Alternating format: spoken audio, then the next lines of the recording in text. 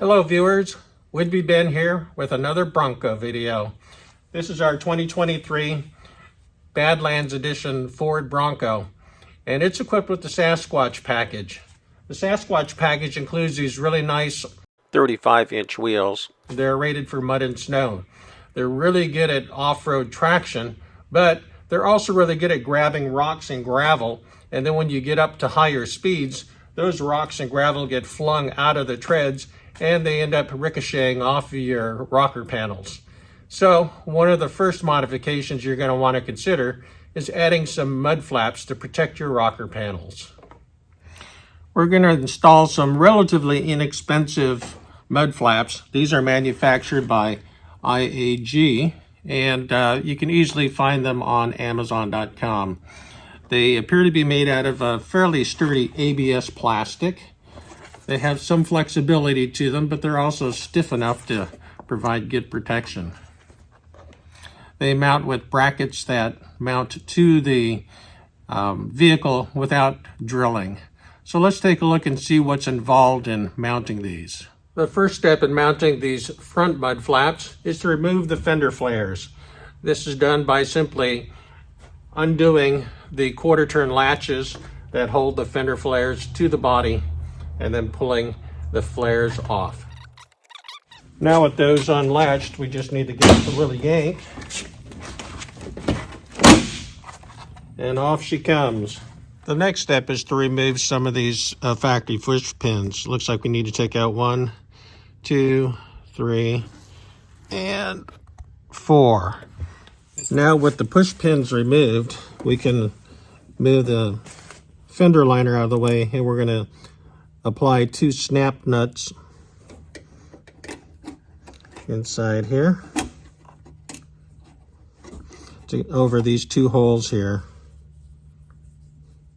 and we're going to have the threads facing backwards.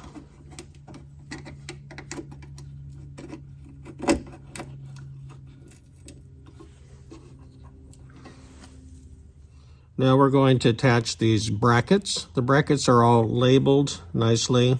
This shows front right side.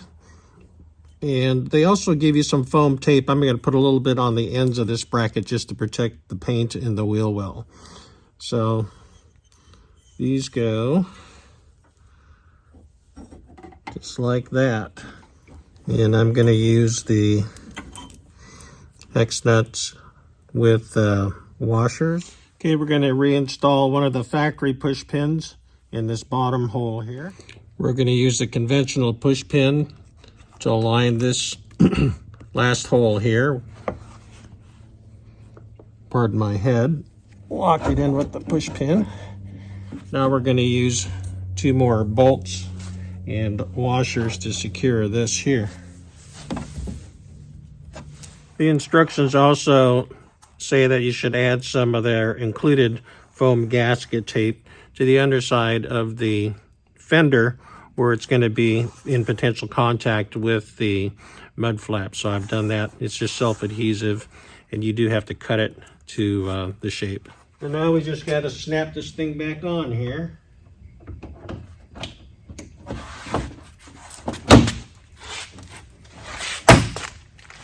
And flip the quarter turn latches here to secure the fender.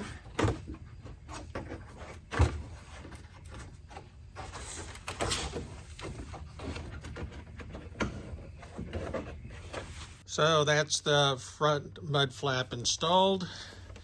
It's quite sturdy.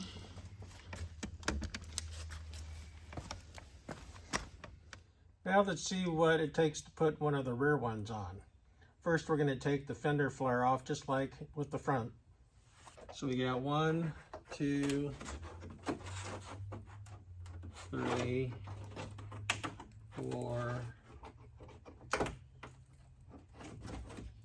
5 quarter turn clips here. And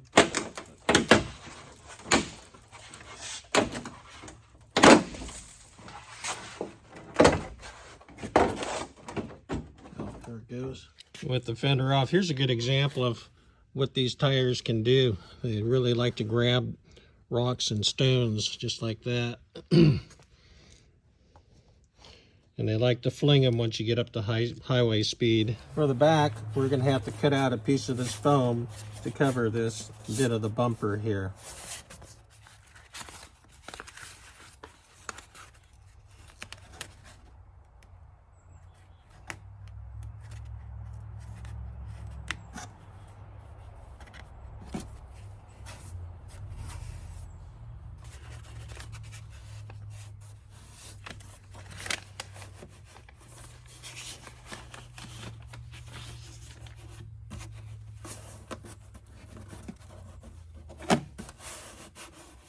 We're going to remove this body panel snap and this bolt here to install a mounting bracket.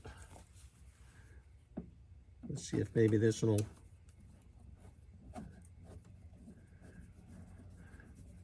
Look at that. That snap actually came out.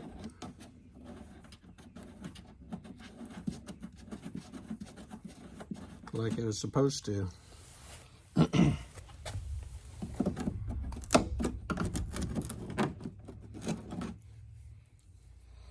The brackets are conveniently labeled, so this one has a left rear. And the bracket will install just like that, using the factory bolt on the top.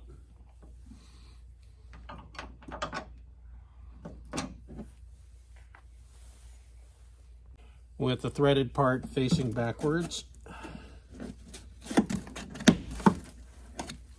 So the snap nut goes right in here.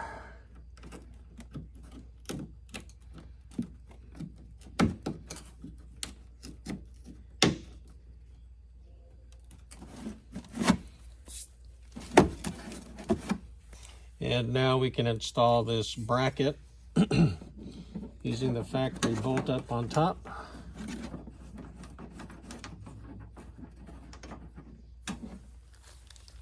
And one of the included M5 bolts and a washer down below here.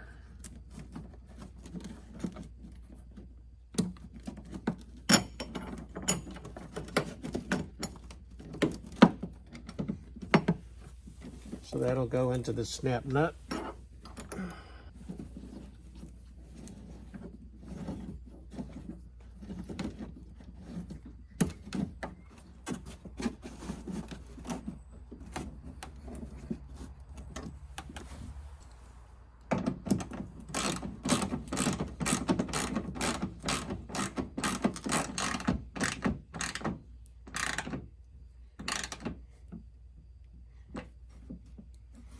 Okay, that bracket's all done. Now we dive underneath and we're going to have to remove this recovery hook here by taking these two bolts out.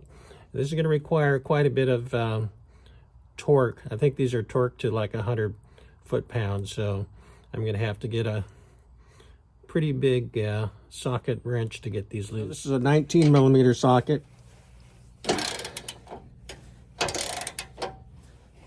We'll just get these out, drop this recovery hook. Hang on to it so it doesn't fall and hit you in the teeth. It's a fairly heavy chunk of metal.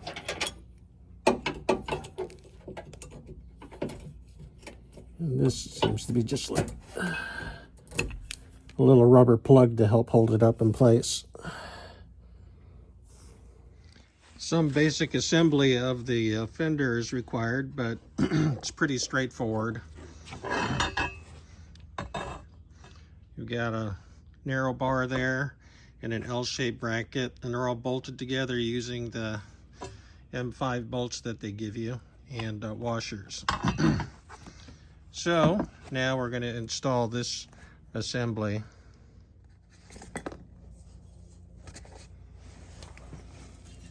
All right, so we're going to take this bracket here, along with the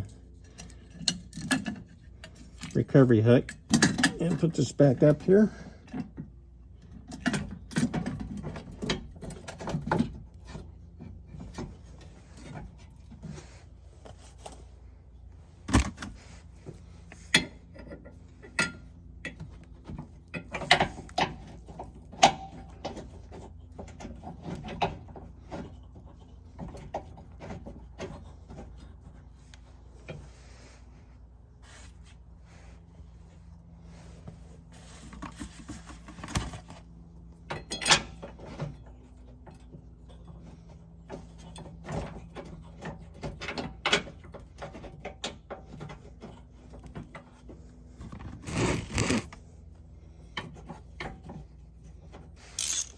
And we'll tighten this back up.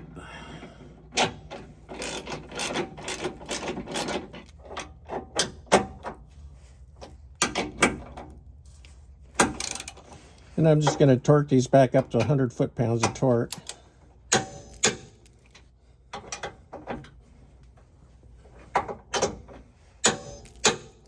Okay, 100 foot-pounds of torque. Now we just have to finish tightening up all the M5 bolts that we used to assemble this thing together with. And we'll just use the M5 key to do that.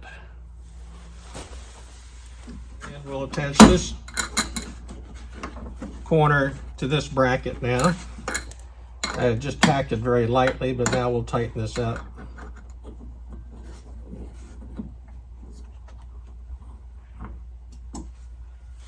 All right, all the M5 bolts have been tightened up. This looks nice and sturdy. We'll go ahead and just clip the fender back on, and we'll be done with the rears.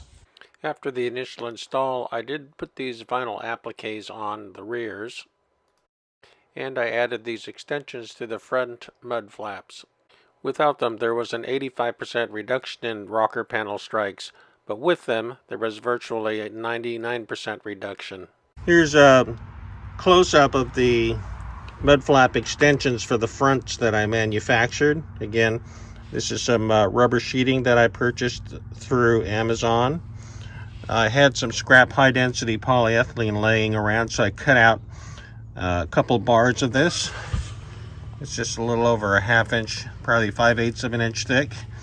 And then I drilled and tapped holes that are threaded to match these Scotty downrigger accessory knobs. 1/4 inch, 20 threads. And on the other side, I just tacked the rubber sheet to the high-density polyethylene bar with some stainless steel screws.